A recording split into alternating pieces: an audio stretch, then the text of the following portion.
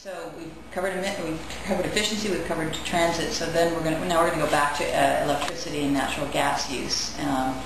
If we can get those efficiency savings, then we wanted to look at what our potential is for generating power locally. And the geothermal potential here is underutilized. We've got solar, we've got wind, we've got tidal eventually, we've got agriculture, which can produce just through waste alone.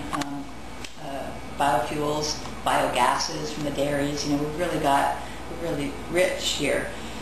It hasn't been developed because of the financing, because of the cost of money. Really, is what it comes down to. So we'll get back to that in a second. PG&E is making good strides. Trying to do what they can. They have good, strong goals theoretically, but their reality is very encumbered by the cost of their money. So these two scenarios here, 1 and 2, are their sort of best case, worst case for what their long-term procurement plan is and how well they can do with emissions reductions. And that red line is our target. If in the electricity sector we achieved a 25% below 1990 level reduction, that's where we would be at in this sector. So PG&E, even the average of those two overshoots our target for this sector by 40%.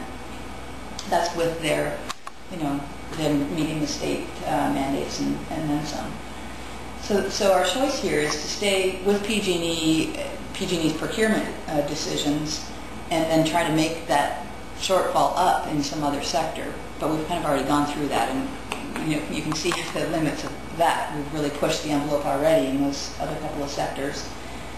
The other choice is to figure out how we can take advantage of the potential we have here in this county. So that was what we started to explore. What is that potential? The consultants we worked with developed a diverse portfolio of local renewables, and they project that we have the capacity to develop 67% new local renewables.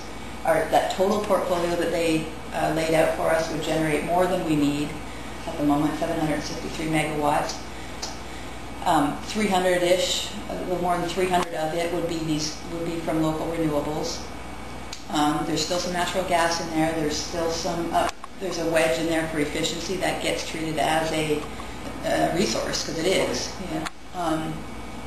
So that's the potential that we're sitting on. That's a 50% reduction in greenhouse gas emissions in this sector.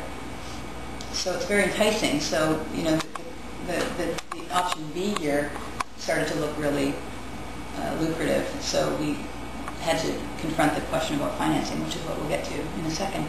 If we did all that, if we did the efficiency stuff, the transportation, and we were able to build up that diverse portfolio of renewables, we would almost get to the goal. The difference, there's a small shortfall there that we would hope would be made up by the AB 32 mandates coming down, or some surprises we don't know about, or who knows. There's some room for improving on all of this.